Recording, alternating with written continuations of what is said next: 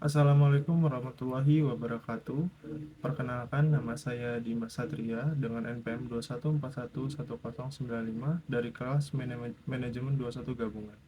Pada kali ini saya akan menjelaskan materi tentang kode etik pengguna informasi teknologi. Yang pertama, kode etik pengguna informasi teknologi. Apa sih kode etik pengguna informasi teknologi itu? Kode etik pengguna informasi teknologi adalah seperangkat prinsip, norma, dan pedoman yang mengatur perilaku individu dan organisasi dalam penggunaan teknologi informasi. Kode etik ini mencakup aturan dan nilai-nilai yang bertujuan untuk memastikan penggunaan teknologi yang etis, bertanggung jawab, dan aman. Ada beberapa tujuan utama pada kode etik ini. Tujuan utama dari kode etik ini adalah pengguna informasi teknologi, yaitu pertama, melindungi privasi dan keamanan data. Kode etik ini bertujuan untuk melindungi data pribadi dan informasi sensitif dari penyalahgunaan, pelanggaran, atau pencurian. Yang kedua, mempromosikan perilaku etis. Kode etik ini mendorong individu dan organisasi untuk berperilaku dengan etika, menghormati hak dan nilai-nilai individu, dan mematuhi hukum yang berlaku dalam penggunaan teknologi. Yang ketiga, menghindari dampak negatif. Kode etik ini bertujuan untuk mencegah dampak negatif seperti cyberbullying, pelecehan online, penipuan, dan penyalahgunaan teknologi lainnya. Yang keempat, menjaga reputasi dan integritas. Mematuhi kode etik ini dapat membantu menjaga reputasi baik, integritas, dan kepercayaan dalam dunia teknologi informasi. Lalu, siapa saja yang harus mematuhi kode etik ini?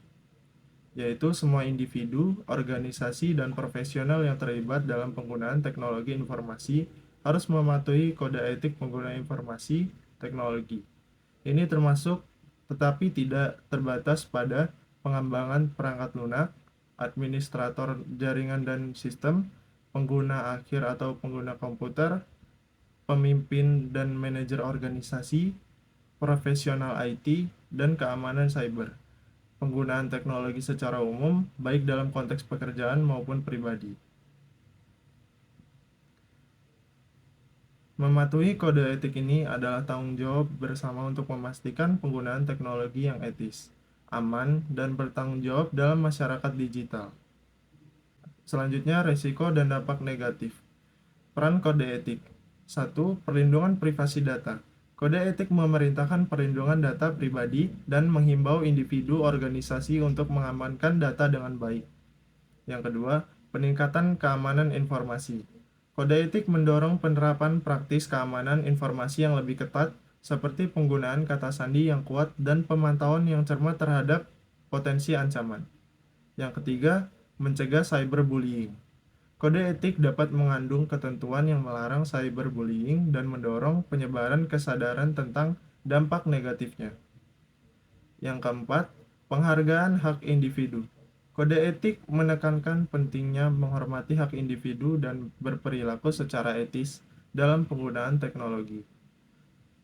Salah satu contoh kasusnya adalah ketika seorang karyawan organisasi mengungkapkan pelanggaran etika melalui platform whistleblowing yang sesuai dengan kode etik perusahaan. Tindakan tersebut menghindari konsekuensi negatif seperti skandal publik dan kerugian reputasi perusahaan.